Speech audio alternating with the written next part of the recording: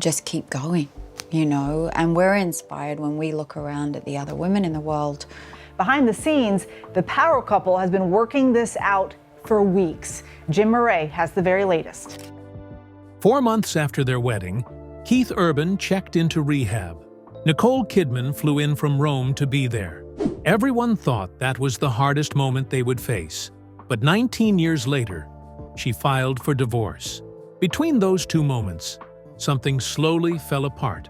There was an onstage kiss that sparked a fight, tabloid attacks on her roles, and years of tension that therapy couldn't heal. What really happened behind closed doors? The answer starts long before they ever met. Keith Urban's story begins far from the places people usually imagine, and that small twist already sets a tone that carries through everything he became later. He was born in Whangarei on October 26, 1967, and before he had the chance to form real memories, his parents moved the family to Caboolture in Queensland. That early move shaped him because his parents filled the house with country music and small moments that nudged him toward it. At 4, he held his first ukulele. At 6, he grabbed a guitar and didn't let it go. By 8, he kept winning small talent competitions, and every time he stepped on stage, something in him felt clearer. Life in Queensland wasn't perfect, though. His dad worked at the local tip. A house fire shook the family and stayed with them. Even then, music kept pulling Keith forward, giving him something steady to hold. Nicole Kidman's early life began with the kind of uncertainty children never understand until much later. Her parents were living in Washington, D.C. during the turmoil of 1968, and the unrest around them frightened the family enough to push them back home to Sydney when she was 3. Longville became the place where she grew up, soft-spoken and shy, with a stutter that made her avoid raising her hand in class. Ballet gave her something to focus on, something gentle, and a small school production of The Wizard of Oz let her discover that she felt safer on stage than off it. That feeling stayed with her as she learned to navigate childhood. School pushed her a little more. She went from Lane Cove Public School to North Sydney Girls High, and even there she tried to blend in, even with the red hair that made her hide from the sun. Drama became her comfort. She rehearsed indoors, always trying to perfect small pieces of scenes. At 16, she made a choice most adults would hesitate to make. She left school to act full-time. She joined the Phillip Street Theatre with Naomi Watts and threw herself into it. Soon she was popping up in Australian TV shows like A Country Practice and Home and Away. Her path had begun, and she didn't look back. Everything shifted in 1984 when her mother was diagnosed with breast cancer. Nicole was only 17, and her entire world froze. She paused her acting work and learned massage therapy so she could help her mother recover. That experience stretched her understanding of life. It softened her in some ways and made her stronger in others. When her mother recovered, Nicole stepped back into acting with a new seriousness and a deeper emotional range. That period marked her permanently. Growing up in a household that valued activism gave Nicole strong beliefs, but drama gave her an escape. She used mime and acting as a world she could control, and it slowly became her own form of rebellion. She created distance from the political weight at home by slipping into roles that allowed her to explore different versions of herself. That quiet tug between responsibility and personal freedom later showed up in the kinds of roles she chose and the risks she took. Her film journey began early. Bush Christmas in 1983 made her a familiar face in Australian cinema. She played Helen Thompson and carried the youthful determination the role needed. The movie was filmed on the Lamington Plateau and released on December 22nd. Her natural performance stood out and opened the next door almost instantly. That same year, she starred in BMX Bandits as Judy. She was only 15 and had beaten more than 200 actresses for the part. She learned BMX riding for the film, sprained her ankle during one of the stunts, and still finished the job with the same drive she had shown since she was a child. The film's stunt-filled energy made her popular with younger audiences, and it stayed with her long after. As she moved toward adulthood, Wind Rider in 1986 became a turning point. She played Jade, a rock singer and windsurfer, and stepped into more mature territory. She didn't sing in the film, but she carried the spirit of the role well enough to push her into a new kind of attention. Scenes were bold, the tone was sensual, and for the first time, she was seen as a rising star with a strong screen presence. Then came Vietnam in 1987, a miniseries that demanded emotional depth from her. And she delivered it. She played Megan, a character trying to find her footing during the chaos of the war. Her performance earned her an Australian Film Institute Award, and it became clear that she was no longer just a promising young actress. She was one with real dramatic weight. The next steps came quickly. Emerald City and The Bit Part in 1988 added more layers to her reputation. In Emerald City, she played Linda with sharp wit and confidence, earning another award. In The Bit Part, she showed her lighter comedic side, and in Wills and Burke, she handled historical drama. Each project added to her base and widened her range. The thread that always followed her was family. After her mother's diagnosis, she had stepped away from acting because family came first. That choice was unusual at the time, but it shaped how people saw her. When she returned, audiences watched her with new respect. Then, Dead Calm arrived in 1989. She was only 20, acting opposite Sam Neill and Billy Zane. The thriller placed her on a yacht faced with danger, grief, and survival. She played Ray with strength that made the role unforgettable. Roger Ebert praised her intensity, and the film spread her name beyond Australia. It became her breakout performance. Bangkok Hilton came the same year, pulling her into another emotionally heavy story. She played Kat, a young woman wrongly caught in a drug trafficking case and thrown into a brutal Thai prison. The role demanded vulnerability and courage, and she showed both with honesty. Audiences connected with her, and the miniseries became a classic. Everything seemed to rise from there. Days of Thunder in 1990 brought her into a much bigger spotlight. She played Dr. Claire Lewicki, opposite Tom Cruise, and their on-screen chemistry quickly became real. The romance started on set and grew fast. They married on Christmas Eve in Telluride later that year, and suddenly, the story of Nicole Kidman included both Hollywood and a love that overtook headlines. Even though the film didn't perform as expected, the connection between Nicole and Cruise became one of the most talked-about stories of the decade. They adopted 2 children, built a life together, and stayed married for 11 years before parting ways in 2001.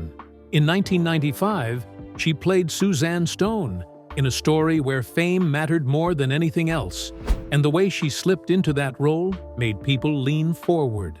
Suzanne was a small-town weather reporter who dreamed so loudly that it drowned out every bit of common sense she had left.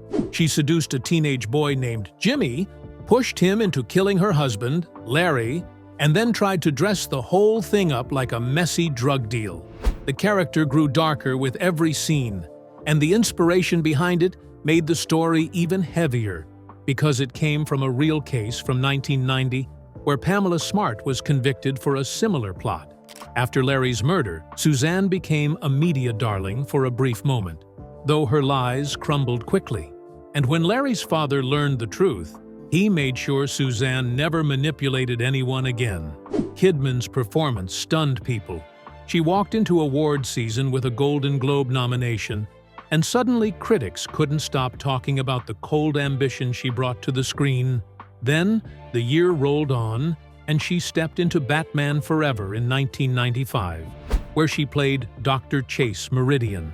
The movie painted the screen with bright colors and loud energy, and in the middle of it, she created a character who understood Batman more than she understood herself. She wasn't pulled in because of the money. She later admitted she simply wanted to kiss Batman, and the idea of stepping into a superhero world felt exciting. The movie made more than $336 million worldwide and brought her closer to the center of Hollywood, making her a regular name in theaters everywhere. Right after that came something different. In 1996, she took on The Portrait of a Lady. It was delicate and heavy at the same time, built from Henry James's novel, and she stepped into Isabel Archer's mind with quiet strength. The film earned praise, but didn't find much life at the box office. It opened in only 7 theaters before expanding to hundreds, though the run stayed short and the numbers stayed small, barely reaching 3.7 million in the United States and about 20 million worldwide. Even then, the beauty of the work and her performance kept it alive in the eyes of critics, giving it award attention despite the financial struggle. By 1998, she tried something lighter with practical magic. She played a witch opposite Sandra Bullock, and even though the movie cost around $75 million to make and only earned $68 million worldwide, it found a second life later. People slowly pulled it into their homes, watched it during Halloween, shared it with friends, and turned it into a cult favorite. It showed another side of her, something playful and warm, and over time, it became one of those films that fans treat like a ritual. Then everything shifted again in 1999 when she joined Eyes Wide Shut. Stanley Kubrick spent more than a year shaping the movie in silence, closing off sets and keeping everything hidden. The film carried weight the moment it appeared, partly because Kubrick died just months before its release. The explicit scenes caused trouble, and the studio even blurred certain moments to fit an R rating. Some thought it moved too slowly, while others believed it was one of the boldest studies of marriage and jealousy they had ever seen. It made $162 million worldwide, but Kidman's calm intensity became one of the film's strongest points and kept people debating it long after the credits ended. During the early 2000s, life outside the screen wasn't quiet either. When she began work on Cold Mountain in 2003, rumors swirled about an affair with Jude Law. The tabloids didn't hold back, printing stories that turned her personal life into a circus.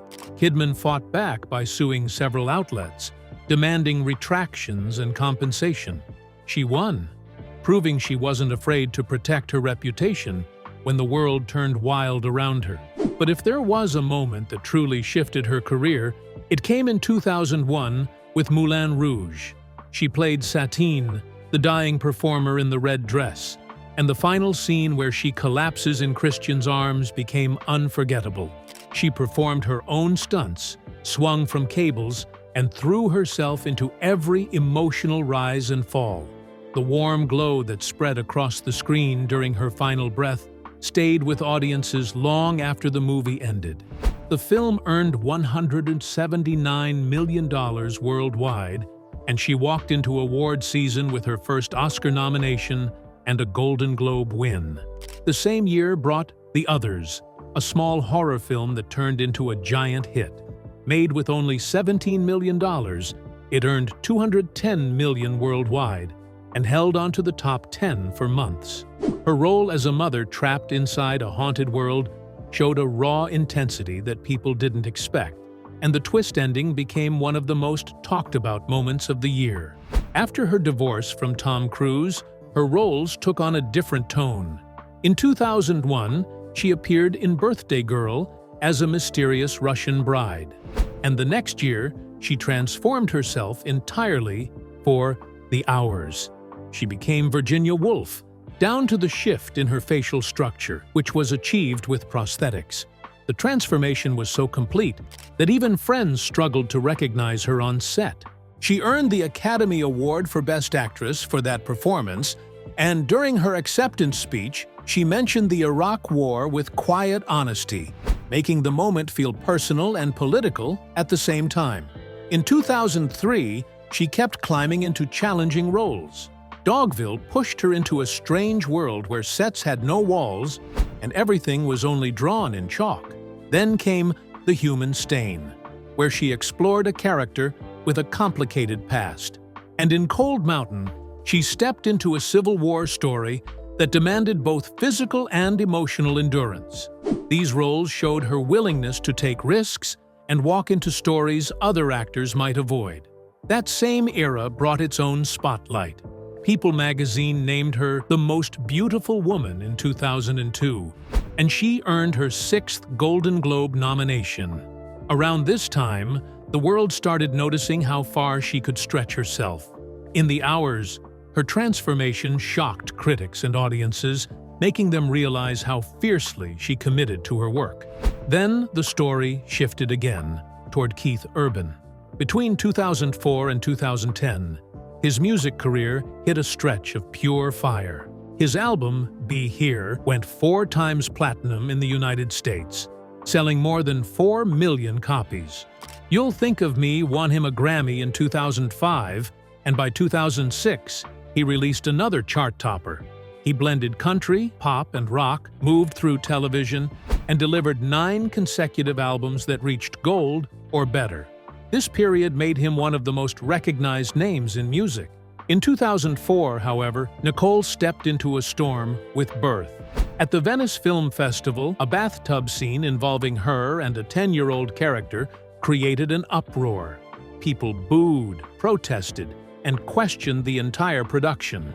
Later, the director explained that the actors were never actually nude, or even in the same room for most of it. The controversy spread fast, and the movie became one of the most debated films of the year. That same year, she appeared in The Stepford Wives, which cost nearly $100 million to make, but barely earned back its budget. Critics tore it apart, and the Razzies nominated it for 8 awards. It was a sharp stumble, especially after the successes she had been collecting. Still, setbacks didn't stop her. She pushed into different projects. By 2005, she reached new heights in a different way. Chanel paid her a record-breaking amount for a commercial that lasted barely a minute. She earned around $12 million for that single minute, making it one of the highest-paying endorsement deals in history. She also starred in The Interpreter, which grossed $162 million worldwide, and Bewitched, which earned $131 million, even though the reviews were rough. It showed her ability to move between serious stories and playful ones without losing audience interest. In 2006, she tried something artistic with Fur, which earned praise but didn't do well at the box office. That same year, she joined the animated hit Happy Feet, which earned $384 million worldwide. Then came Australia in 2008, a huge film that cost $130 million and earned $201 million globally. Even with mixed reviews, the size and ambition of the project kept her at the front of Hollywood. By 2009 and 2010, she faced a mix of highs and lows again. Nine brought in around $54 million worldwide, while Rabbit Hole pulled her into one of the most emotional roles of her career, earning her another Oscar nomination and her first nomination as a producer. Even as she reached these artistic heights, some of her films were still picked apart by critics, landing Razzie nominations despite her earning up to $17 million per film. It created a strange contrast that followed her for years, showing how unpredictable Hollywood could be. Keith Urban kept stepping into new spaces between 2011 and 2016, moving away from the familiar comfort of country stages and leaning into television and risk. He joined American Idol in 2011, and that move pushed him into a brighter spotlight than he ever expected. Some fans felt he was drifting away from music, yet the show opened doors, widened his reach, and gave him a new kind of stage to stand on. At the same time, Nicole Kidman's acting career was rising fast, with projects like Big Little Lies and 9 Perfect Strangers. Her long shoots and heavy roles needed support, and Urban moved alongside her schedule while pulling strength from her drive. Their partnership became a quiet symbol of 2 people lifting each other. And by 2016, when Urban launched his Las Vegas residency, it felt like he had stepped into another version of himself, mixing music with theatrical moments and proving he could shift with the changing entertainment world. Nicole's own timeline during this period was filled with sharp turns. In 2011, she appeared in Just Go With It with Adam Sandler. The film opened on February 11th and earned more than $30 million in its first weekend, eventually climbing to $214.9 million worldwide. Even as critics tore it apart, and gave it 2 Golden Raspberry Awards. Later that year, she took on Trespass, a thriller released on October 14th. It barely made a sound, only earning $786,532 against a $35 million budget. But she kept moving, and in 2012 she gave life to Martha Gellhorn in Hemingway and Gellhorn. It premiered at Cannes and aired on May 28th. Her performance lifted the entire film and brought her a Primetime Emmy nomination, reminding people how strong she could be even in mixed projects. Then came The Paperboy in 2012, where she played Charlotte Bless. It premiered at Cannes, stirred people with its boldness, and earned her a SAG nomination. In 2013, she delivered something darker in Stoker, playing Evelyn Stoker with a quiet, unsettling force. That same year, she joined The Railway Man with Colin Firth. The film had heart, but never truly rose at Cannes. Next came Grace of Monaco in 2014. It opened at Cannes and fell instantly under heavy criticism, often called one of the festival's biggest disappointments. But all of that shifted again when she appeared as Millicent Clyde in Paddington later that year. The film charmed the world, earning $268 million, and Kidman's villain role became a highlight for both fans and critics. By 2015, she stepped on stage in London's West End for Photograph 51. Her performance as Rosalind Franklin earned her an Olivier nomination and reminded everyone of her deep love for theater. Then 2016 arrived with Lion, where she played Sue Brierley, the adoptive mother of Saru. The film made $141 million worldwide and earned her an Oscar nomination, a Golden Globe nomination, and a BAFTA nomination. It was one of the most tender performances of her career and pushed her into a new wave of acclaim. Things changed even more from 2017 to 2020. Her Emmy win for Big Little Lies became a major peak, but it also sparked a storm at home. When she kissed Alexander Skarsgård on stage during the ceremony, people whispered. Urban was said to be furious and felt humiliated, and insiders shared how the moment opened old wounds. In 2025, he finally spoke about years of tension, therapy, and even a cocaine clause in their marriage contract. Tabloids began attacking Kidman's roles, calling them racy and blaming them for their collapsing marriage. She filed for divorce in September 2025, citing irreconcilable differences after 19 years. Her role in Big Little Lies, though award-winning, took a heavy toll. Playing Celeste meant entering scenes of domestic abuse that drained her emotionally. After a brutal scene, she once threw a rock through a glass door, unable to calm the rage that the acting stirred inside her. Reese Witherspoon later confirmed that Kidman called her in distress, saying she had never reacted that way before. There were days she lay on the floor between takes, unable to move until the director covered her with a towel. The pain in the story sank deep into her bones, and she used that experience to speak openly about domestic violence. In the same year, she took on The Beguiled and the killing of a sacred deer. Her performance in The Beguiled felt strange and reserved, yet she carried a rare moment of power over Colin Farrell through a female gaze that surprised audiences. The killing of a sacred deer pushed even further. The film was unsettling, filled with bizarre emotional turns, and one scene where her character told her husband to choose which of their children to sacrifice. The shock of that story split critics, yet it strengthened her reputation for taking bold risks. In 2018, she transformed herself completely in Destroyer, playing a worn-down detective with a fierce, broken edge. She gained weight, put on prosthetics, and approached the role with raw honesty. That same year, she jumped into Aquaman and became the mother of a superhero in a film that climbed past $1.1 billion worldwide. In Boy Erased, she stepped back into a grounded, emotional space, portraying the mother of a gay teen forced into conversion therapy. Her performance opened conversations about LGBTQ rights and the real pain behind those programs. In 2019, She took on Bombshell as Gretchen Carlson, bringing more weight to the world of the Me Too movement.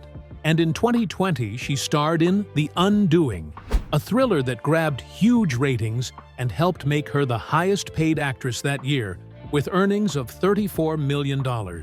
She also appeared in The Prom, a musical that highlighted themes of acceptance and belonging.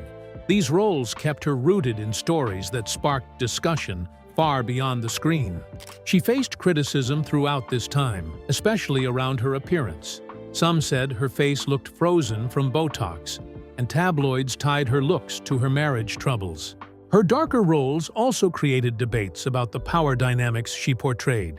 Through all this noise, she kept using her voice to advocate for LGBTQ rights and domestic violence awareness, pushing forward even when people scrutinized her every move. Meanwhile, Keith Urban continued building his own path. His 2024 single Straight Line became a fan favorite, and it opened the door to his upcoming album. His live shows stayed electric. He performed at places like the Formula One Heineken Silver Las Vegas Grand Prix and the finale of The Voice. In 2023, he was inducted into the Nashville Songwriters Hall of Fame by Dolly Parton. His career still carried 43 top 10 singles, with songs like Blue Ain't Your Color and One Too Many, crossing more than 100 million streams. Their love story had started way back at the G-Day LA Gala in January 2005. Kidman remembered falling for him after he took her on a motorcycle ride to Woodstock. With a picnic, he packed himself. They talked for 4 months over the phone before they began dating officially. And by May 2006, they were engaged. Their early years felt gentle and real, with Kidman saying his calmness balanced her anxious nature. Her later work continued to stretch her range. She played Lucille Ball in Being the Ricardos in 2022 and earned her 5th Oscar nomination. It had been almost 20 years since her win for The Hours, and she said this role felt more profound because it asked her to become both Lucille Ball and Lucy Ricardo at once. Then came 9 Perfect Strangers in 2021. The reviews were mixed, but her role as Masha, the mysterious leader of a wellness retreat, carried a strange intensity that stayed with viewers. In 2022, she appeared in The Northman and delivered a wild monologue that critics called the best of her career. Her character seduced her own son before trying to kill him, leaving audiences stunned. In 2023, she stepped into Lioness as Caitlin Meade, a CIA supervisor in a story inspired by a real-life program. And in 2024, she won the Volpe Cup at the Venice Film Festival for Baby Girl. Her performance as a powerful CEO, caught between desire and danger, was described as fearless and sharply emotional. Her life with Urban had big moments too. They married on June 25, 2006, in an Ocean View chapel in Sydney. They welcomed their daughters, Sunday Rose in 2008 and Faith Margaret in 2010, through a surrogate. Their family moments often appeared on social media, showing a softer side of their lives. But there were shadows as well. In October 2006, only 4 months after their wedding, Urban checked into the Betty Ford Center for a 90-day rehab stay after a relapse in his addiction.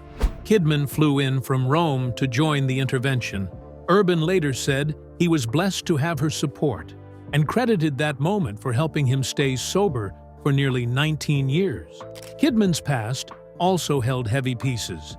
Her marriage to Tom Cruise ended in 2001, with Scientology shaping much of the process.